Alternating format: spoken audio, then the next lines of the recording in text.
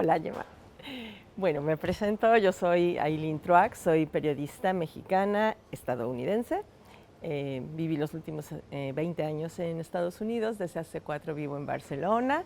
Soy periodista especializada en migración y política y doy clases en la Universidad Autónoma. Pues buenos días, Ailín. Me hace especial ilusión ponerte físicamente cara porque nos conocemos del mundo virtual. Yo soy Gemma Piñol Jiménez.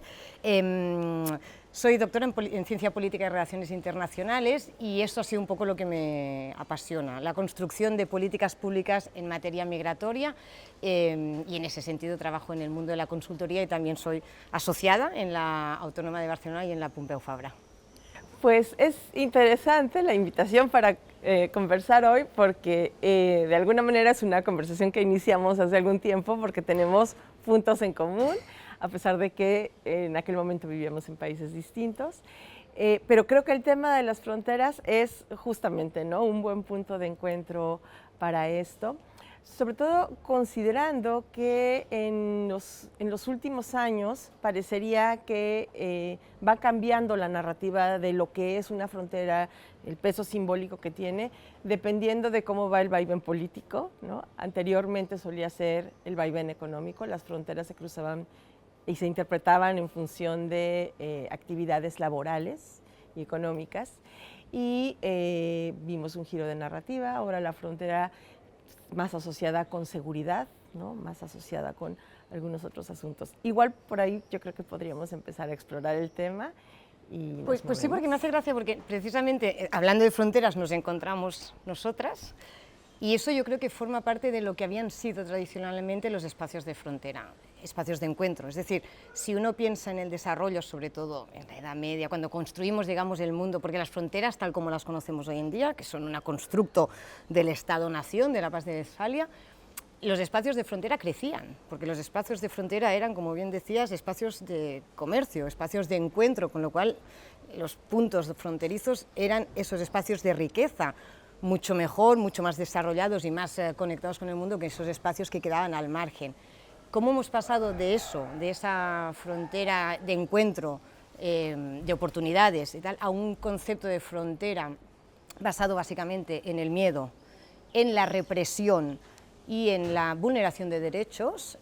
Es especialmente preocupante, sobre todo porque veníamos de un entorno donde las fronteras o nuestros estados no eran democráticos, y hoy en día la vulneración de derechos en los estados democráticos a mí me parece que es una de las preocupaciones máximas que deberíamos tener, porque han reconstruido o están reconstruyendo cómo estamos entendiendo el Estado de Derecho y la democracia. Y yo creo, y perdone que con esto te tiro otra vez la palabra para que digas, pero que me preocupa cómo la gente olvida que nos estamos jugando la democracia en las fronteras también, y que esto no va de los derechos de las personas migrantes solo, es de las personas migrantes, sí, pero del Estado, de la democracia, que quiere decir el Estado de salud de todos y todas. Fíjate, sí, esto es interesante y vuelvo a tu planteamiento inicial, el punto de encuentro, ¿no? Porque, claro, las fronteras sirven para decir, hasta aquí es una cosa y hasta acá es otra. Las fronteras nacionales y también la que pones con respecto a la casa de tu vecino, ¿no? Es decir, tú delimitas quién tiene derecho a qué en un espacio, a quién le pertenece este espacio, ¿no? Y bueno, ya desde luego en lo simbólico, pues las fronteras pueden tener también otras interpretaciones. Pero justamente esta necesidad de marcar al otro, ¿no?, esta necesidad de construir alteridad, es lo que ha hecho que el uso de las fronteras, en lugar de ser punto de encuentro, sea el punto de separación, ¿no?, el punto de división y el punto de marginación también. Es interesante porque este punto de encuentro, Gloria Anzaldúa lo describía de esa manera, ¿no? La frontera ocurre en el punto en que dos identidades diferentes se encuentran y se empiezan a mezclar. Es decir, para que exista la frontera no basta que existan dos cosas diferentes. Estas dos cosas diferentes tienen que unirse en un punto, ¿no? Donde hay una frontera puede existir un puente, tiene que existir un puente, de otra manera no tiene sentido la creación de esta frontera. Y no sé cómo construimos, ¿no?, a lo largo de los años más recientes una narrativa que lo que te dice es que es peligroso cruzar la frontera, ¿no? Que lo que tienes que hacer es tratar de permanecer dentro de este territorio, ¿no? Y no hacer el cruce y no cruzar el puente. La frontera puede estar ahí. Lo que pasa es que tú podrías ser capaz de entrar y salir de ese espacio justamente para encontrar otros, crecer. Y la narrativa ahora tiende a atomizarnos, tiende a sectarizarnos, ¿no? Nos pone en cajitas a cada uno. Y tú tienes que cuidar tu cajita, porque van a venir otros a quitarte de tu cajita. Es una construcción a la defensiva, ¿no? Es una construcción de decirnos lo que tú eres, lo que tú tienes, estos derechos de los que estamos hablando, se te pueden quitar tan pronto esta frontera tenga una pequeña grieta, sea vulnerada de alguna manera, vulnerar una frontera, ¿no? El concepto incluso es un poco ridículo a veces, pero es esto, no es que como que todo lo que viene de fuera siempre será peor que lo que tú ya tienes aquí. Cuando si damos un vistazo alrededor, es que todo lo bueno que tenemos algún día llegó para quedarse, ¿no? Es que, claro, aquí hay un debate, es cómo se construye una frontera. Claro, hay fronteras físicas, los ríos, las montañas, estas son las que en nuestro marco mental, que siempre no es nunca general, que esto también tendríamos que recordarlo, pero es siempre el espacio donde la gente se aventuraba o sea, la cosa de la exploración más allá del mundo conocido, eso ha sido el gran qué de la humanidad, con lo cual estas fronteras físicas que hay que superar, esto está bien, pero claro, construimos fronteras políticas y las construimos bajo la idea del Estado-Nación que decíamos, rompiendo muchas veces identidades o conexiones existentes. O sea, la idea de la Estado-Nación es una idea de constructo. Yo ya entiendo que para que te lo creas tienes que repetirlo mucho, que somos una nación diferenciada del otro, porque si no lo repites mucho luego no puedes enviar a la gente a morir por ello, que tiene que quedar muy claro que tu identidad nacional es súper diferente a la identidad nacional de tu vecino. Eso no tiene mucho sentido en el mundo si lo miras en perspectiva histórica, aún tiene menos sentido por ejemplo, en el uso que hizo la colonización desde Europa, desde esta idea de delineación, al resto de continentes del mundo, ¿no? Donde ya la idea del Estado-Nación además se crea rompiendo identidades previas. Todo esto para decir que estas fronteras políticas son muy importantes para construir estos espacios que decías de nosotros versus ellos, lo que nosotros tenemos, que no nos lo vengan a quitar a ellos. Pero yo creo que lo que es más preocupante hoy en día, y a ver si coincides, es que estas fronteras políticas, que siempre han estado, que no tenían por qué ser espacios negativos, que siempre podían haber sido, simplemente eran espacios de separación, de limitación de propiedad geográfica del territorio, se han convertido en fronteras mentales. Es decir, ya no hace falta solo hablar de la frontera en términos físicos de cruzarla, sino que hay gente que se ha quedado encerrada en esta idea del Estado-Nación, de su identidad de bienestar, de la identidad cultural que se la quieren quitar. Entonces, en esta frontera mental, cualquier cosa que le rompa se convierte en amenaza. Y esto, yo creo que aprovechar este miedo, o sea, lo que ha pasado en los últimos 20 años, seguro, las últimas 2 décadas, ha sido que esta construcción del miedo ha encontrado en la frontera una buena excusa. Pero en estas fronteras que son, ya te digo, imaginarias muchas veces, creadas sobre constructos sociales, que está bien, que son muy importantes, pero que no hay que olvidar que son constructos sociales, es decir, al final la nacionalidad es una construcción y la nacionalidad es muy útil porque nos garantiza y protege de los derechos, pero nunca se dijo que en las sociedades democráticas especialmente la nacionalidad era lo único que te daba derecho. Estar físicamente, en tanto que personas humanas, en tanto que el derecho internacional público así lo aprueba después de la Segunda Guerra Mundial, obliga también a proteger a las personas que no son nacionales. Y yo creo que esto se nos está olvidando, y especialmente en los últimos 15 años, donde el discurso de al otro hay que tratarlo mal se ha normalizado, empezando por el que ahora es presidente de Estados Unidos, que se hizo famoso, no en esta legislatura, sino en la anterior, ya señalando precisamente que al otro hay que convertirlo en enemigo interno y ya no solo externo. Es decir, las fronteras las hemos puesto en casa, básicamente en construcciones mentales. Esto es interesante porque sí, efectivamente hay esta construcción del otro que parte de la identidad nacional, Pero después hay unos que son más otros que otros, ¿no? Es como, sí, tú eres el otro, nosotros tenemos una identidad que puede ser nacional o cultural, pero luego hay una serie de capas, ¿no? De interseccionalidades que te van haciendo más otro o menos otro. Entonces hay unos otros, ¿no?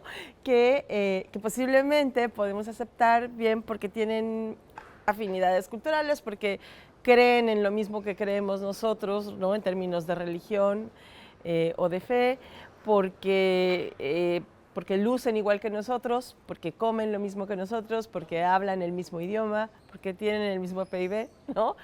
Y con base en eso también vas haciendo como esta estratificación, ¿no? de la alteridad.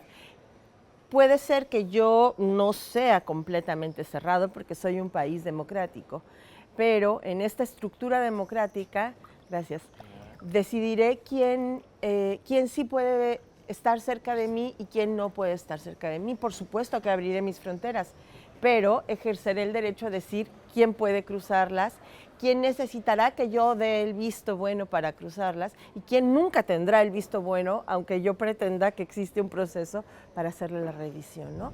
Y creo que ahí es donde hemos ido apretando las tuercas de manera muy conveniente para quienes están en el poder, ¿no? Esta venta que se ha hecho del país democrático, que tiene las puertas abiertas, pero que tiene que proteger primero los derechos y el desarrollo de los suyos, del nosotros, ¿no? Es un discurso que vende muy bien para estos que asumen que esta persona nos seguirá protegiendo. Creo que ahora que mencionabas al presidente de Estados Unidos, y podríamos mencionar a un montón más, ¿no? Es así como han hecho la venta, y es una venta que es muy fácilmente colocable en ese mercado.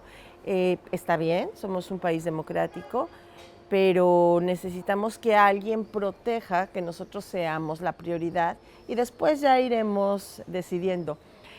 Recuerdo en un evento de campaña, la primera campaña presidencial de esta persona, que entrevisté a alguien que lo apoyaba, ¿no? Y es una mujer que muy convencida de lo que ella me decía, ¿no? Decía, ya sabes, ¿no? Yo no soy racista, aquí todo el mundo es bienvenido, pero mira, si tú vas en un avión y falta el oxígeno y caen las mascarillas de oxígeno, a ti siempre te dicen, tú ponte la mascarilla primero antes de que ayudes al otro. Entonces, nosotros lo que estamos pensando es, aquí puede venir todo el mundo y nosotros le podemos ayudar a todo el mundo, pero primero tenemos que asegurarnos el aire nosotros. Y yo escuché el argumento y dije, esta no es una persona tonta, efectivamente no me pareció una persona racista, no me pareció una persona mala, me pareció alguien que está convencida de ese argumento, porque se vende muy bien ese argumento, ¿no? Entonces, esta manera de identificar a unos otros que nos dan certezas y a otros que son amenazas, es lo que yo creo que ahora ha estado en juego, ¿no? Una frontera movible dependiendo de qué tanto siento yo que me conviene que tú estés aquí y qué tanto mejor te tenemos más lejos. O sea, cogiendo esta idea, que yo creo que lo que estamos haciendo es decir que hay fronteras interiores en nuestras sociedades que marcan mucho más, y esto es importante porque las construimos igual en reflexión al exterior, pero las aplicamos.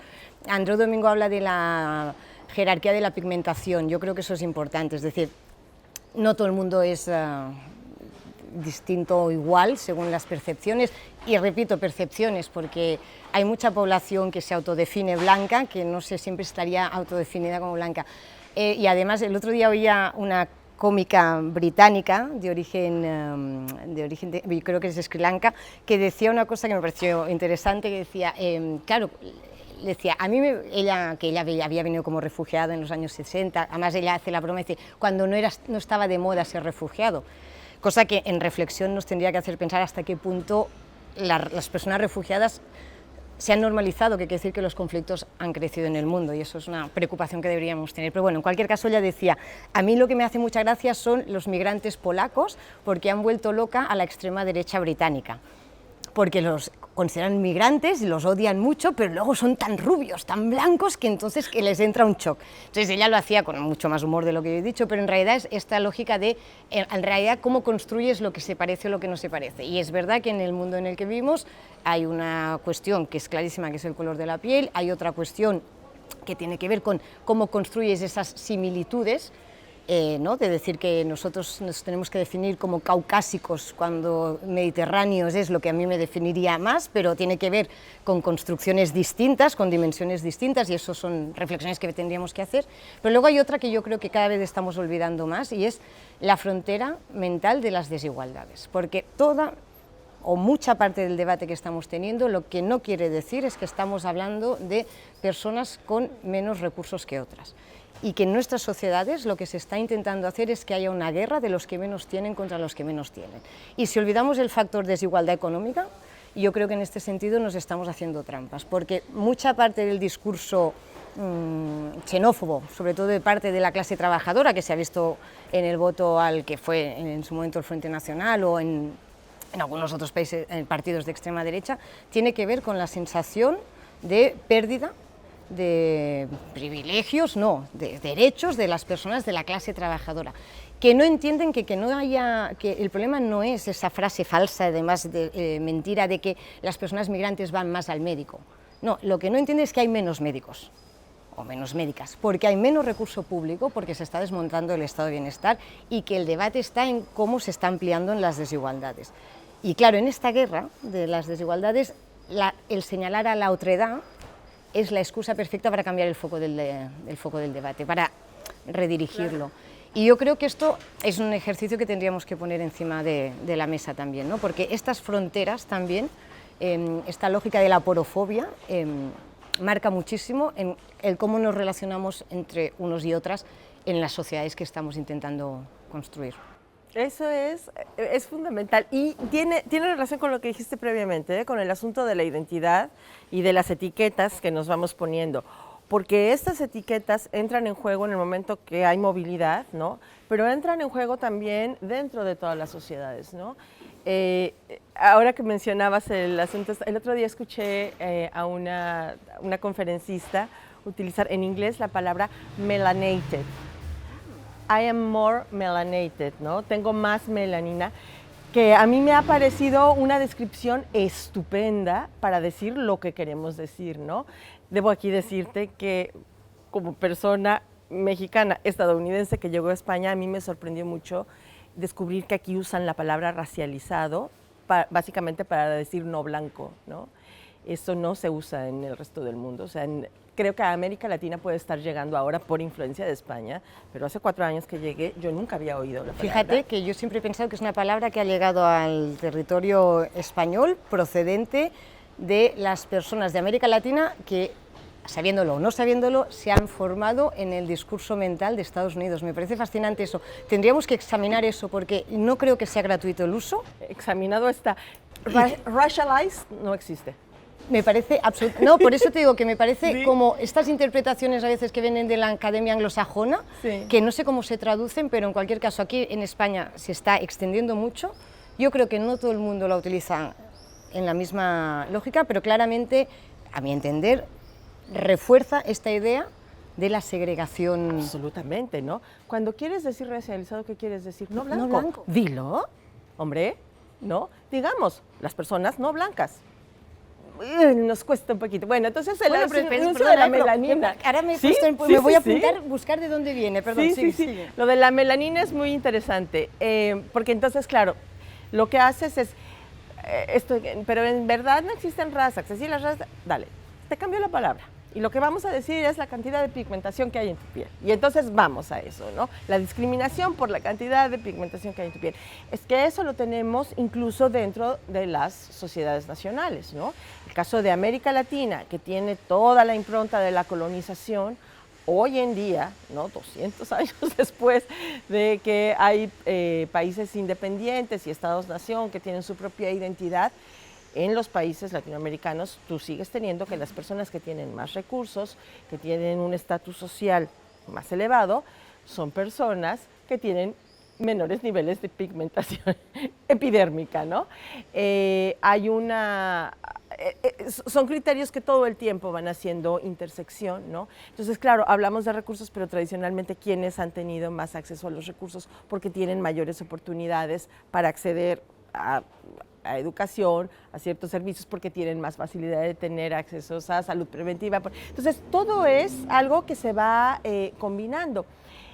A lo que sumo además un elemento adicional, que es en la condición en la que algunos países han visto limitado su desarrollo económico, su desarrollo industrial o incluso para algunos sectores la posibilidad de acceder a educación formal, tiene algo que ver también el pasado colonial, pero el presente colonial, ¿no?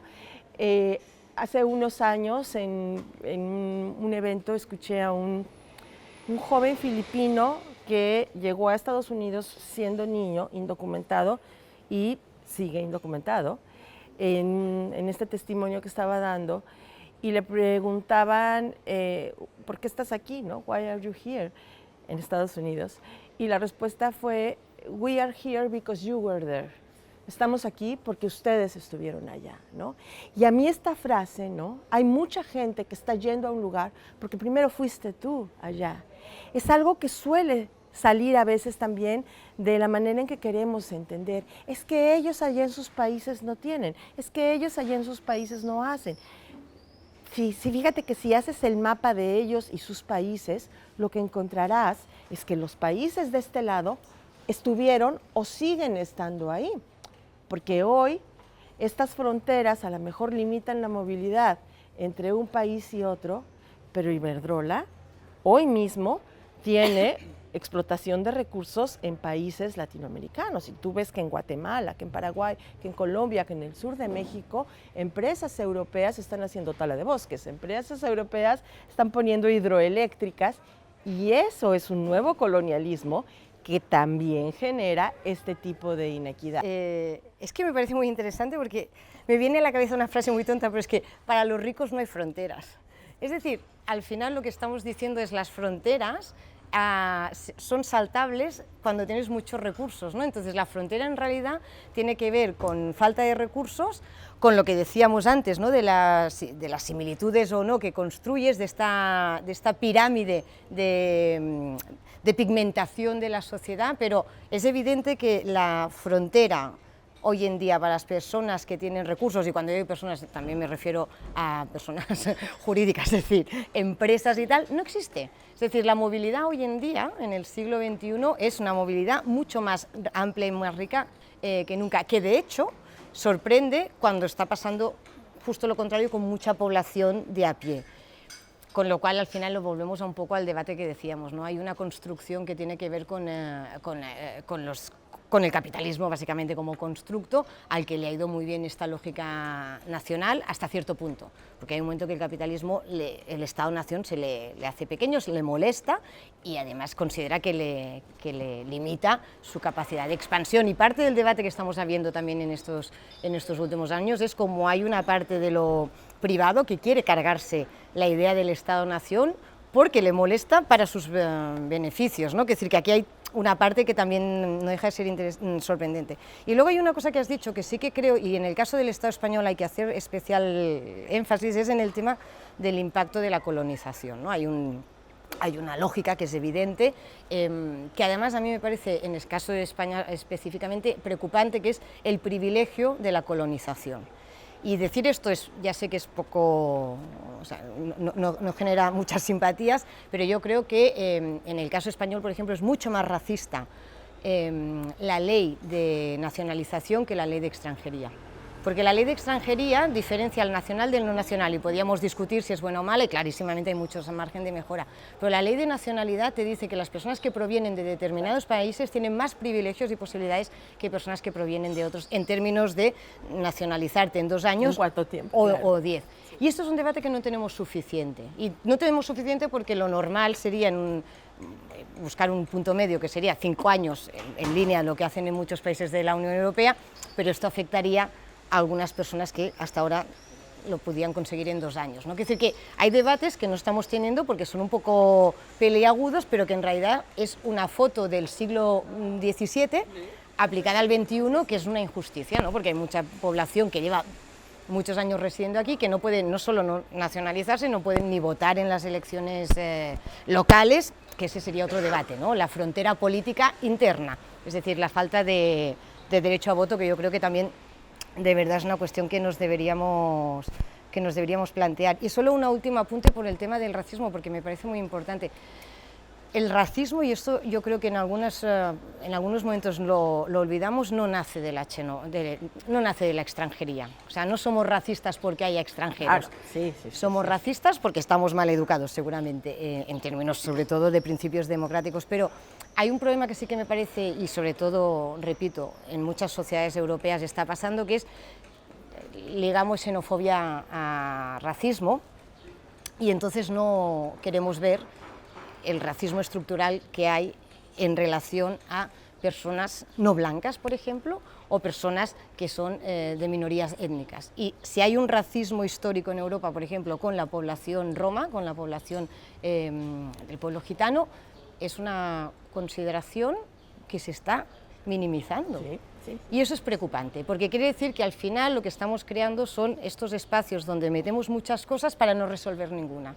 Y eso sí me preocupa, porque forma parte ya no para poner frontera a todas las cosas, pero para decir, forma parte de una de las limitaciones más claves, yo creo, de hoy en día en términos de convivencia y de política pública. Es decir, si mezclas todo, si confundes los conceptos, si no explicas bien de dónde viene cada cosa, los instrumentos para resolverlo son más difíciles de identificar. Y luego también es más difícil que la gente entienda que eso es un problema. Y yo creo que ahora estamos en ese punto, ¿no? Que lo decíamos antes. No hay percepción de que esto es un problema cuando es un problema de todos y todas. Que esto es fundamental en cualquier sociedad. Para poder empezar a resolver algo, tenemos que decir que esto se tiene que resolver, que esto está mal, que hay un problema, ¿no? Ponerlo sobre la mesa. Fíjate que esto a mí me ha llamado la atención desde que vivo en España, habiendo vivido tantos años en Estados Unidos como mujer latinoamericana, ¿no? Y es el hecho de que, bueno, obviamente aquí se bromea mucho con la frase España no es racista, ¿no? Que se repite y se repite con mucha frecuencia, pero verdaderamente me parece que no hay una conciencia de que en España hay racismo, hay una práctica y unas narrativas que son muy racistas. Y en Estados Unidos eso está muy sobre la mesa. En Estados Unidos va a ser muy raro que tú encuentres a alguien que te diga Estados Unidos no es racista, porque llevan muchos años trabajando en la visibilización del problema, en lo que esto representa para la convivencia cotidiana, en la construcción de comunidades, de las sociedades, ¿no? En esta cuestión de quién tiene más, quién tiene menos y cómo lo vamos solucionando. Y es algo que ya no tenemos que debatir sobre eso, existe. Y el siguiente, pasamos esa pantalla, ¿no? Y entonces ahora es como, y entonces hay más resistencias, y entonces hay más, pero también más organización, y está este péndulo constante que es una sociedad como esta. Pero el punto de partida ya está pasado, y es aceptar que aquí hay racismo, aceptar que aquí hay personas que son anti-inmigrantes, es decir, se dice y se dice sin miedo, ¿no? Y yo siento, posiblemente porque para muchos esta visibilidad de la diversidad es más reciente, ¿no? Y apenas se empieza a hablar, todavía falta llegar a ese punto. Es que el debate no tiene que ser si aquí hay racismo o no, o si aquí hay discriminación o no. Es que lo hay, ¿no? Y una vez que lo aceptemos, podemos empezar a identificar las estrategias para ir atendiendo. Pero ese primer pasito todavía cuesta, ¿no? Entonces yo creo que en ese sentido, las conversaciones que están ocurriendo ahora en muchos espacios, ¿no? Desde el que tiene que ver con el debate por la vivienda, como el que tiene que ver con la ley de extranjería, todos esos pequeños nichos que van cruzándose, ¿no? Que son puntos que se van conectando, van generando esta conversación que yo espero que termine en poner un muy buen sedimento para después seguir, ¿no? Bueno, ¿y ahora cómo lo hacemos? Pero entendiendo que sí tenemos todas estas pequeñas fronteritas, ¿no? Si queremos volver al tema central, que más allá de lo que diga tu pasaporte, las tenemos en la cuestión cotidiana. yo ahora hago un pequeño juego, ¿no?, con la gente. Cuando me pregunta ¿de dónde eres?, yo respondo de aquí. Y espero a ver qué pasa, ¿no? O sea, siempre veo, a ver, ¿cuál va a ser la siguiente pregunta?, ¿no? Y cuando me dicen, bueno, sí, pero ¿de dónde? Digo, de Sanz. Entonces, por ahí seguimos, ¿no?, la conversación. Porque claro, ¿qué es lo que define a cada quien, no? Y creo que al final ese es el gran problema. Tú eres lo que dice tu pasaporte, tú eres el lugar donde te parió tu madre, algo tan azaroso, ¿no?, tan sin mérito, o eres el lugar de donde están tus afectos, o del sitio donde tú eres una persona que aporta, que recibe, que construye. Alguien me dijo una vez, yo soy del lugar de donde me aman. Hombre, qué identidad tan hermosa, ¿no? Pero que estemos todavía tratando de encontrar qué es lo que nos hace ser nosotros. A veces es increíble, pero también es muy interesante. Bueno, yo creo que forma parte de la riqueza saber que las identidades son múltiples y diversas, pero luego también creo que a veces nos confundimos, es decir, hay identidades sentidas, identidades que son constructos. La identidad jurídica de la nacionalidad es un constructo político-social, pero importa en tanto que la responsabilidad de quién tiene que proteger o no tu marco de derechos está allí. ¿Qué quiero decir con eso? Que está bien que cada uno se sienta de donde quiera sentirse, pero hay cosas que van relacionadas con quién acabará protegiéndote tus derechos. Y eso forma parte de estas construcciones que tenemos, es que a veces la nacionalidad no coincide con ni tu sentimiento de pertenencia, ni tu voluntad de no sé qué. Esto es un debate que es otro debate, que está muy bien, que es súper interesante, pero es que a la pregunta de dónde eres, que espero que te la hagan al cabo de muchas otras preguntas, porque si se empieza con esta, ya estamos... Suele ser de las primeras. Pues ya estamos diciendo, pero una de las cosas que me sorprende no es tu reacción, que me parece muy bien, porque al final soy de aquí, pues soy aquí, es la idea de, pero bueno, exactamente de dónde eres, porque esto la gente no se da cuenta, pero lo hace muchas veces con personas que además no tienen por qué estar presuponiendo que son de otro sitio, y eso es porque tú presupones cómo es tu idea de comunidad imaginaria. Y la comunidad imaginaria que decía Anderson es eso, imaginaria. Y tú crees que tú vienes de una realidad homogénea y en realidad no es así, porque será distinta o compartirá, por ejemplo, yo qué sé, una pigmentación más o menos, me ha gustado mucho lo de la melatonina, pero puede ser distinta en términos religiosos, en términos de identidad sexual, en términos de lengua, en términos de cualquier cosa. ¿Qué pasa? Que la gente construye, y eso forma parte también de lo que decíamos de las fronteras mentales, unos imaginarios de la idea de nación, que no son muchas veces reales. Y parte del proceso que yo creo que ha habido en los últimos siglos en Europa ha sido cómo esta idea de nación se abre, y no solo se abre en términos de conceptos, sino se abre en términos de derechos. Cuando estamos hablando de la Revolución Francesa, de los derechos del hombre, hablamos de los derechos del hombre, en tanto que hombre. Las mujeres llegamos como ciudadanía después, y después en esta ciudadanía se amplía a muchos colectivos. Por lo tanto, yo creo que la cuestión de si somos un país o no racista está encima de la mesa, igual la tendríamos que hablar, pero yo creo que en el ámbito europeo, y esto sí que creo que es distinto del modelo de construcción de Estados Unidos, el proceso ha sido siempre en la lucha contra los privilegios de un grupo específico, ¿no? Ha sido en esta creación más, si quieres, más marxista en lógica, de clase, que tiene que ver con la construcción y tal. En Estados Unidos es un país que hasta los años 60 la población negra no podía votar, con lo cual el debate tiene que tener, por lógica, otro marco. A mí, al final, y te digo la verdad, me importa poco si las etiquetas que pongamos, lo que me preocupa es si avanzamos. Y yo aquí sí que veo que no siempre avanzamos correctamente. En el caso europeo lo veo claramente en relación a la población gitana. No avanzamos correctamente cuando el número de personas... O sea, la primera legislatura en la que hubo 3 personas gitanas en el Congreso de los Diputados en España pasó en la anterior legislatura. Es decir, es siglo XXI. Eso es una cuestión que muestra una falta de visibilidad de una población que claramente está. Yo no quiero que se cuente cuántas personas gitanas hay, no creo que sea el objetivo de la política pública. Sí quiero que se establezcan mecanismos para intentar evitar las discriminaciones sistémicas que sabemos que se suceden, muchas veces relacionadas, por cierto, a desigualdades socioeconómicas. Es decir, que al final, lo que quiero decir con eso es, está muy bien que tengamos debates sobre los conceptos, sobre las etiquetas, pero lo más importante es que nos centremos en el ámbito de las actuaciones públicas, que yo creo que es una cosa que no estamos haciendo bien, es decir, no hay seguimiento suficiente, accountability, de si lo que estamos haciendo funciona para mejorar o no mejorar.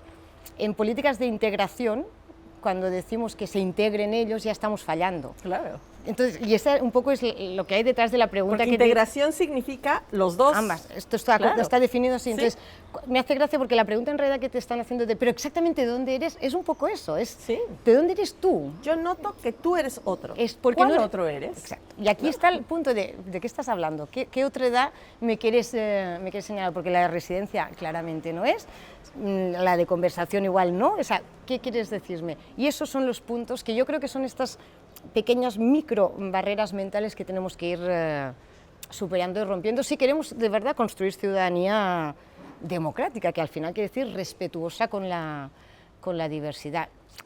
Y eso yo creo que de verdad en el escenario de hoy en día, cuando hablamos y lo ponemos todo en el foco en la protección, la seguridad, el miedo al otro, no avanzamos por aquí. Es decir, que cómo reconducir esto, a mí cada vez lo veo como más complicado, que decir, no quiero ser negativa en eso, pero veo complicado porque la gente, y tú lo has dicho, en la protección a sí mismo, en el miedo al otro, diciendo no me quites, no me toques, no me cambies, se siente legitimada a decir cosas que son claramente contrarias al Estado de Derecho democrático.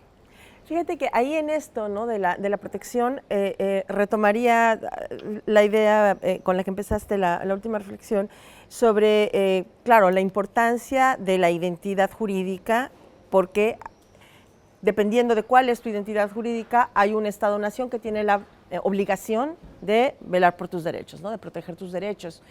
Creo que eso también lo tenemos que empezar a revisar, el concepto de ciudadanía, el concepto jurídico de ciudadanía, ¿no? La ciudadanía te la da el documento nacional, ¿no?, tu pasaporte, o la ciudadanía te la da el contexto en el cual estás viviendo. Es decir, si tú has vivido 10 años en el Estado español, pero tu pasaporte dice Senegal, ¿cuál es el Estado que debe garantizarte jurídicamente la protección de tus derechos? Y si vamos a seguir entendiendo el mundo así, entonces me parece que estamos fallando, ¿no? Porque no va de eso justamente la protección de derechos y la democracia.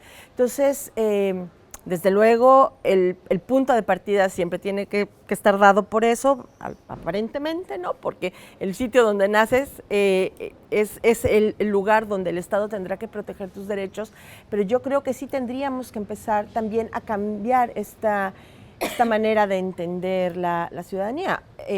Hay personas cuyos padres o cuyos abuelos nacieron en un país europeo, y estas personas nacieron y han desarrollado toda una vida y se han convertido en adultos en un país fuera de Europa, y de pronto, por este lazo, automáticamente tienen un documento que les garantiza la protección de sus derechos por un Estado europeo al que a veces nunca han ido, llegan por primera vez para tramitar un pasaporte.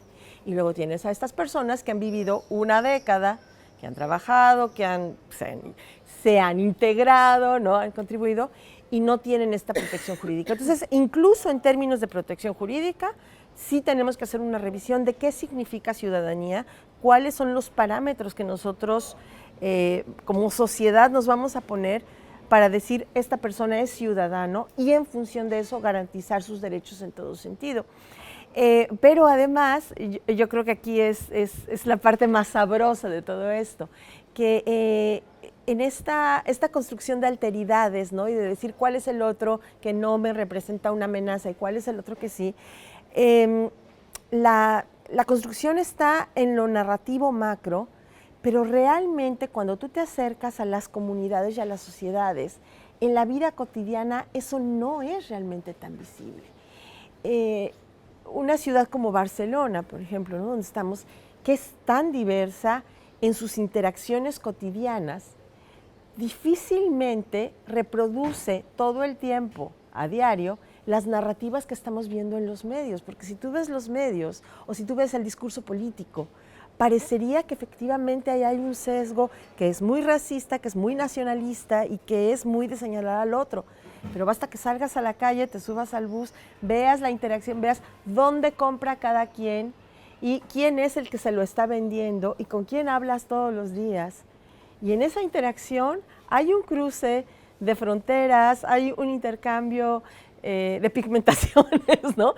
Es decir, la dinámica es otra. Nosotros estamos construyendo espacios donde donde nuestros hijos van al cole con los hijos de otras personas que en el noticiero nos dicen que son el otro, pero nuestros hijos están jugando juntos hoy. Entonces, yo creo que también hay ahí esta tarea que algunos sectores en la sociedad están haciendo muy bien, de crear una resistencia a esas narrativas que nos quieren convencer de que nos odiamos, ¿no? Esta frase del discurso de odio está basada en, nos quieren convencer de que nos odiamos, ¿no? Xenofobia no es lo mismo que odio, porque fobia significa miedo, ¿no? Hay un miedo inicial a lo que es diferente, porque esa es la naturaleza del ser humano, pero el miedo sabemos cómo se soluciona, y es con el conocimiento, ¿no? El odio es otra cosa. Y yo pienso que en general las sociedades, incluso las que tienen más conflicto, en general no es odio lo que hay, es desconocimiento, es una falta de contacto, ¿no? Una falta de este cruce de líneas que nos permite acercarnos al otro, pero yo sí veo que existe también en las sociedades una inercia de resistir al odio y una inercia de confrontar y de cuestionar las narrativas que nos quieren vender desde ciertos espacios mediáticos, desde ciertos espacios políticos y a veces incluso jurídicos, ¿no? Este empuje que está habiendo en algunos países para impulsar legislaciones que privan de derechos a algunos, ¿no? Argumentando que estamos protegiendo a otros. Yo creo que la sociedad está haciendo un buen trabajo en términos generales, aunque se vea menos y aunque se diga menos. Pero yo creo que todos tenemos anécdotas de resistencia en nuestras comunidades y eso también hay que decirlo, ¿no? Porque es lo que hace que el péndulo se siga moviendo. Totalmente de acuerdo contigo, y además es que me gusta porque esto es lo que a mí me hace sentir que lo local tiene tanta importancia. Sí. Es decir, hay una de las cosas que has dicho que tiene que ver con el principio de ciudadanía, ¿no? El principio de ciudadanía hasta ahora lo estamos construyendo, además fíjate que en inglés citizenship es ciudadanía en las dos vertientes. Nosotros intentamos construir ciudadanía al margen de la nacionalidad. Sí. Entonces, yo creo que esto, que es un principio que Javier de Lucas defiende siempre, tiene que ser el principio de la ciudadanía basado en la residencia, ¿no? En tanto que eres ser físico en un territorio, allí resides, allí tienes responsabilidades, allí pagas, por cierto, impuestos, por lo tanto, allí tienes que poder tener también voz en lo público, en tal. Es decir, que yo creo que esto es importante, y eso en lo local se ve muy claro, ¿no? Y la idea de que eres residente en un municipio y se te atiende, sobre todo, por ejemplo, en nuestros territorios, al margen de la nacionalidad, porque eres en tanto que ciudadano o ciudadana que estás en ese momento, y eso creo que es muy potente. Pero además allí yo creo también que es en el nivel local donde pasa esto que has dicho tú, que son los puntos de encuentro. Porque los puntos de encuentro en positivo, algunos también son en negativo, pero es decir que los puntos de encuentro sirven para romper muchos miedos. Esto se ve cuando se habla de las grandes frases, ¿no? De todos las X son malos, bueno, menos mi amigo, mi vecino, mi tal, que es tal. Claro. Pero es lo mismo que si tú miras en el CIS, ¿no? La inmigración como problema para el país, en términos individuales como persona, para nadie es eso. En cambio, la vivienda es un tema de problema del país y también es un tema de problema individual. ¿Qué quiere decir? Que en realidad cuando construyes la inmigración como problema, no es gratuito. Es una construcción acompañada de estas narrativas potentes que decías. Claro, resistir esto me preocupa porque esto no tendríamos que estar resistiendo. Exacto. Eso es ha cambiado el mundo en ese sentido, que las noticias construyen una narrativa negativa que nos obliga a decir, oye, esto no solo no es así, pero tampoco podemos olvidar que para que los espacios de interacción y de encuentro funcionen correctamente tiene que haber oportunidades y espacios de igualdad, es decir, no podemos hacer que haya espacios de confrontación porque tenemos menos recursos, porque eso quiere decir que tenemos un problema de recursos, no de personas. Y yo creo que una de las cosas que no se pone encima de la mesa es nuestras ciudades han cambiado, nuestras ciudades son ahora mucho más densas en términos de población, hay más población porque hemos crecido, nuestros servicios públicos han disminuido. Y eso quiere decir que tenemos un problema, y dónde pones el foco dice un poco también qué perfil de persona eres. Si lo pones en las personas, pues ya sabemos, uno, que vas a construir discursos de odio y no vas a solucionar nada.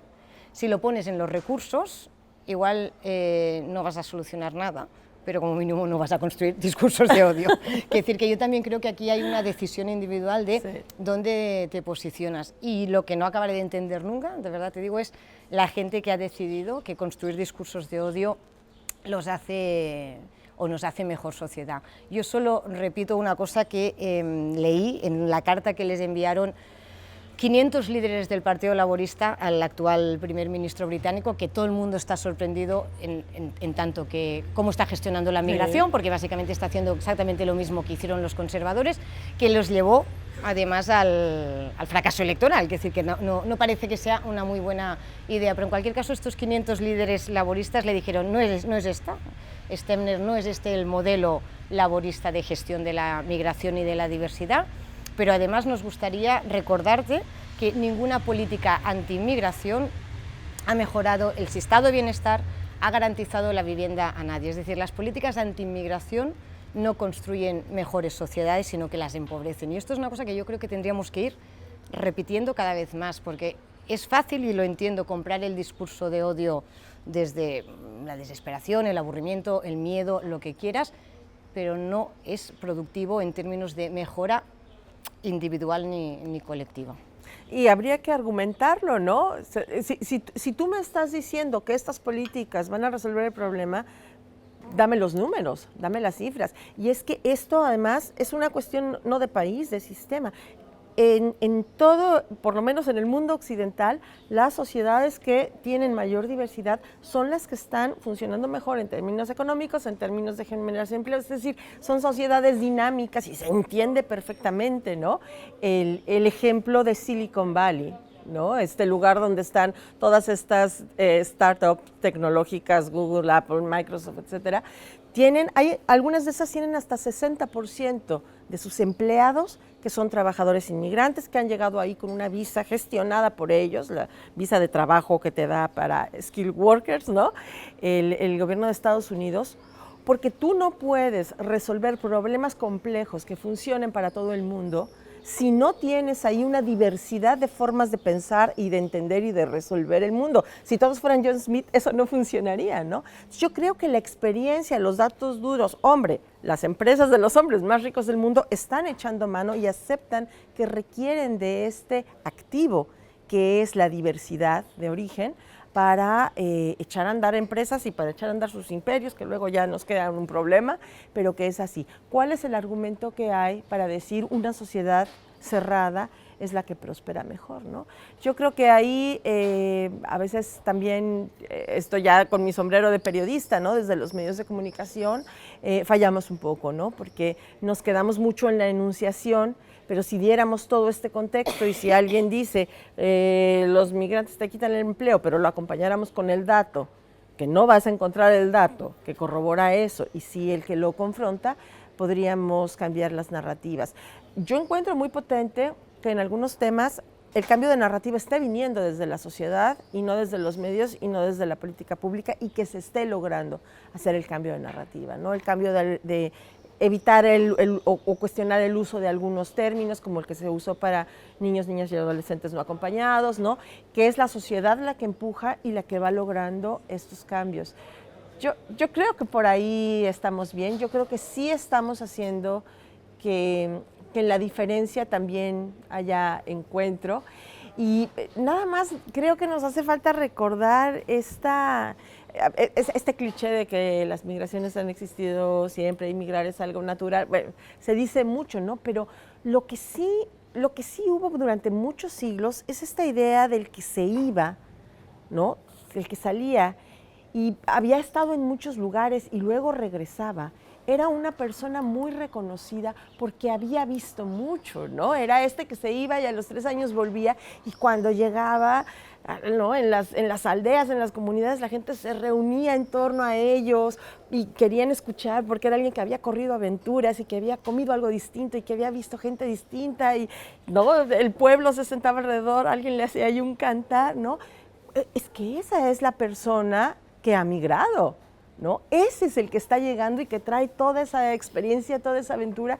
Y yo creo que algunos sectores de la sociedad todavía ven eso, ¿no? Todavía ven ahí a alguien que es el que ha visto más allá.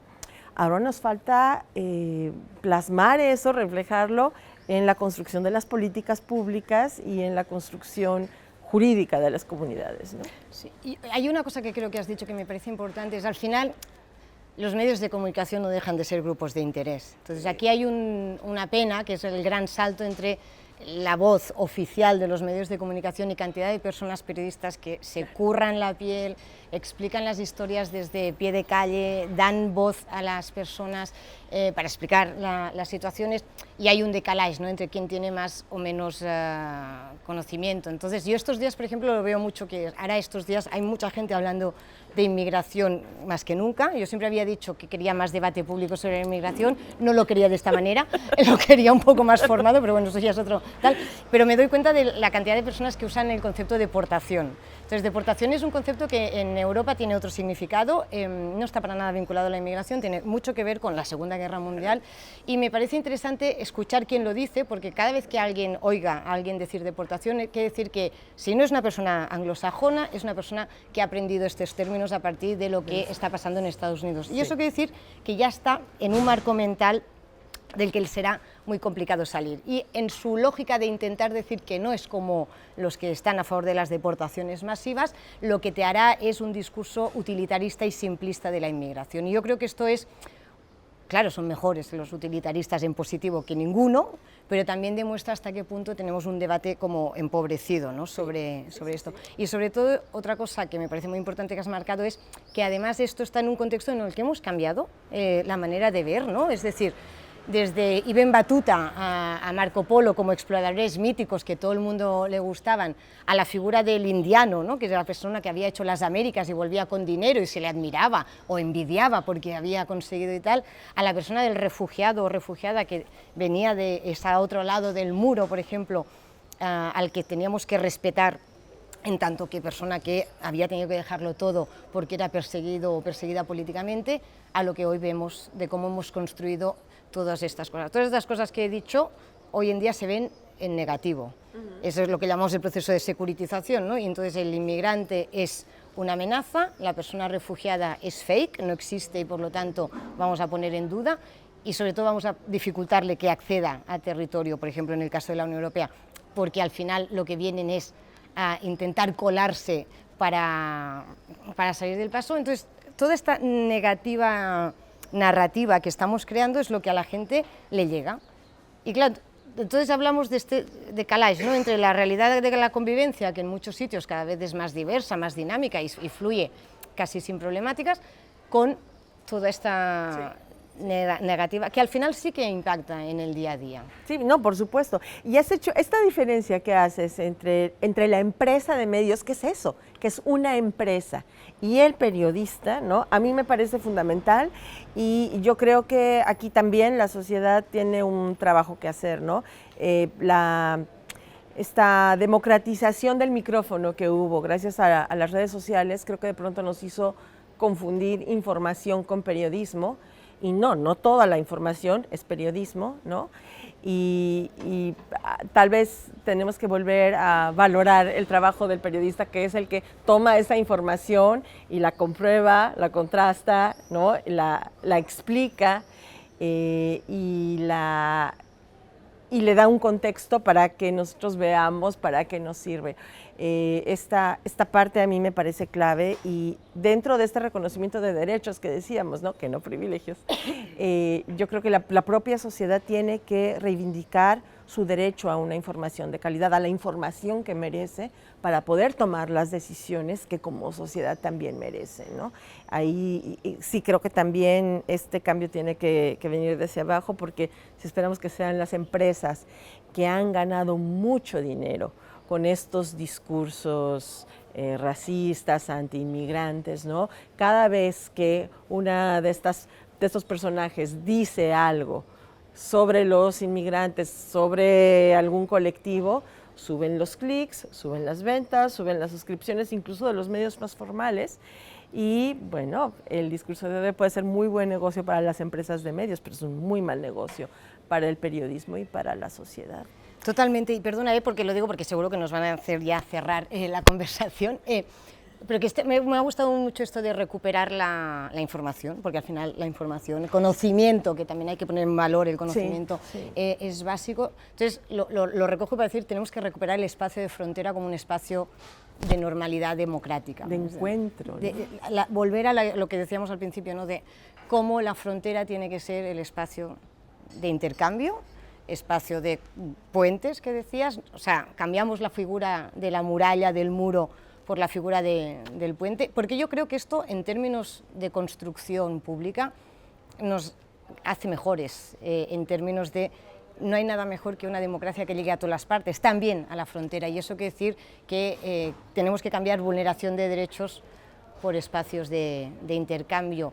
Y para que cierres un poco, pero también porque tú has vivido y has trabajado mucho en la foto de la frontera, sobre todo entre Estados Unidos y México, pero vaya, en general las fronteras, una cosa en positivo, así bonita, para cerrar, para hablar de fronteras. ¿Qué dirías? ¿Qué te gustaría decir? Perdone, que me he puesto ahora en papel de periodista. ¿No? Muy bien. No, yo creo, efectivamente, ¿no? Porque me ha tocado cruzarlas y porque me ha tocado cubrirlas como periodistas, yo creo que las fronteras suelen estar más en la mente de quienes no las habitan que de quienes las habitan, ¿no? La experiencia cuando tú vas a las regiones de frontera es que esas comunidades son una comunidad, y el cruce no es algo para ir al otro lado, ¿no? Sino para encontrar una parte de ese todo que se asienta ahí. Perdone, que me ha recordado ahora de una frase, en estos días que estamos viendo tantos vídeos de lo que está pasando en Estados Unidos con el ICE y persiguiendo a la gente, esa señora de uno de los pueblos originales de Estados Unidos que dice, nosotros no vinimos a la frontera yo no crucé, yo no crucé la frontera me cruzó a mí, ¿no? Es absolutamente eso. En tanto que líneas imaginarias, las fronteras son movibles. Hay bueno, y creo que acá también en algún país europeo ocurre esto, pero en Estados Unidos, entre Estados Unidos y México, hay un punto fronterizo en el que la frontera se mueve durante el año, porque la frontera está delimitada por un río, y es un río que durante la primavera tiene el cauce hacia un lado y durante el invierno el cauce cambia del otro lado. Y entonces resulta que si tú vives por ahí, pues un tiempo vives de un lado y un tiempo vives del otro. Hay muchísimas anécdotas así en todas las regiones fronterizas. En estos momentos, y ahora que hablábamos de Estados Unidos, recuerdo algo que ocurre que es súper bonito en Texas, en la frontera de Texas, que son esto ocurre en Laredo y Nuevo Laredo, cerca de esta frontera, ¿no? Que es muy conocida, que es un pueblo muy pequeñito que se llama Amistad. Y con frecuencia ocurre en la frontera que el mismo pueblo, Laredo y Nuevo Laredo, por ejemplo, ¿no? O sea, es la misma ciudad, pero cambian de nombre por esta cuestión jurídica.